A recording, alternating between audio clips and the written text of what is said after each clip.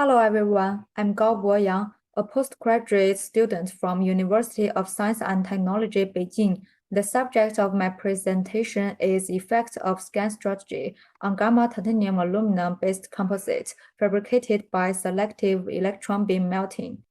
My presentation will focus on the four aspects. For titanium aluminous alloys prepared by EBM, two types of layered microstructure are often observed. One is that the two layers have different microstructure. As shown in the figure, the thin layer consists of lamellar colony and gamma grains, where only gamma grains exist in thick layer. The author explained its formation by top region microstructure, which is attributed to the heat treatment at different temperatures caused by the melt pool. Another layered microstructure characterized by two layers with different phase fraction. As shown in the figure, the dark layer is full lamellar microstructure, whereas the bright layer is composed of more alpha-2 phase. They show that the layered microstructure was attributed to the layered aluminum distribution caused by aluminum loss at the top of melt pool. However, the compressive property of the sample with layered microstructure are worse than homogeneous samples. Most studies have shown that large energy input results in layered microstructure, but some studies have found it under lower energy input. Therefore, we wonder if the constant energy input has a different influence. As shown in the figure, the different combination of scan speed and line of sight under a constant energy input were found to produce either a columnar grain or an incoixed fine grain in EBM Inconel 718. However, the study regarding the effect of such scan strategy on EBM titanium aluminum is limited. Therefore, our study focuses on the influence of EBM parameters on the microstructure and high temperature mechanical property of titanium aluminum-based composite, as well as the layered microstructure. The titanium aluminum powder was mixed with titanium carbon by ball milling. Then the sample were fabricated by EBM process, including layer powder, preheat, semi-melt, and melt. The layer thickness is 70 micrometers. Two EBM samples were fabricated with a similar air energy, but sample 1 was processed using a faster scan speed combined with lower line of sight, whereas sample 2 is offset.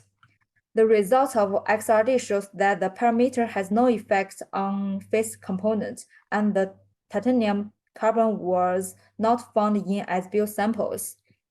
Instead, titanium-2 aluminum carbon phase were formed. The microstructure of sample 1 is shown at the right. The microstructure is homogeneous doublex microstructure consisting of our two gamma lamellar colony and gamma grains. By contrast, particles are dispersed in the matrix, which can be identified as titanium-2 aluminum carbon phase by TEM. The particles exhibited three types of morphology: near spherical, rod-like shape, and cluster. This is the SEM image of sample 2 and the phase map obtained by EBSD. The layered microstructure is observed. Alternating layers of dark and bright contrast exhibited the periodic thickness approximately equivalent to twice of the build layer thickness. The alpha-2 lamellar seams finer in the dark layer, and the morphology of carbide correspond to the matrix. More microstructure features of two samples are summarized in table. Most particles show the rod-like shapes in dark layer, while the coarse near spherical particles were dominant in the bright layer. Less alpha-2, more gamma and carbides were found in the dark layer. Overall, compared with sample 1, sample 2 has more alpha-2 phase, less gamma phase, and carbides. So to summarize, the use of low scan speed and large line of sight resulted in layered microstructure. The layered matrix may be related to aluminum loss. For the carbides, forming process need to be analyzed. For the matrix, we analyzed the element distribution by EDS. It can be seen that the aluminum and titanium content fluctuated with the layered microstructure. The dark layer is rich in aluminum and poor in titanium and niobium, while the bright layer is opposite. Chromium, vanadium, and carbon are evenly distributed. According to the titanium aluminum phase diagram, higher aluminum content leads to more gamma phase, so the region rich in aluminum formed dark layer. We analyzed the carbide behavior by comparing the microstructure of the semi-melt, top layer, and the center of as-built sample as shown in the figure. After semi-melting, the near-spherical carbides formed where the peritectic reaction distributed randomly, whereas the carbides with the rod-like shape precipitated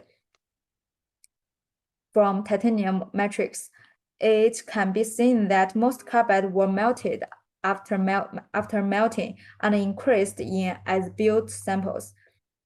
Meanwhile, more rod-like carbides precipitated occurred during thermal cycles and thermal exposure. Given that the solubility limit of carbon in alpha-2 phase is higher than gamma phase for titanium aluminum alloys, more rod-like carbides were precipitated from the dark layer. The tensile property at high temperature are shown in the figure. The strength of sample 2 was higher than sample 1 at 800 degrees centigrade, whereas similar at 900 degrees centigrade. It is attributed to the more carbides in sample 1. The tensile fracture morphology of sample 1 and 2 were similar, fractured in a brittle manner at 800 degrees centigrade. The crackination occurred from a pore. At 800 degrees centigrade, the fracture morphology consists of brittle and ductile fracture, which was characterized by dimples. It indicates that the ductile brittle transition temperature is between 800 and 900 degrees centigrade. In summary, we can draw 4 conclusions. First, the layered microstructure perpendicular to the build direction was formed in the material utilizing lower scan speed and larger line of sight. Meanwhile, it also resulted in increased fraction of alpha-2 phase but reduced fraction of carbides. Second, the layered microstructure is characterized by dark and bright layer alternately distributed. More gamma phase and carbides and less alpha-2 phase were formed in dark layer, while the bright layer is opposite. Moreover, the carbides are mainly exhibited short rod-like shape in the former, while coarse and near-spherical carbide particles distributed in the latter. Third, no influence of layered microstructure on the tensile property at high temperature for EBM titanium 2 aluminum carbon reinforced titanium aluminum composite was found, but the gas pores may lead to cracking. Carbides is beneficial to improve the tensile strength at high temperature via precipitation strengthening. Finally, evolution of layered microstructure and its thickness need to be discussed in combination with simulation. This will be carried out in our future work. That's all. Thank you for your attention.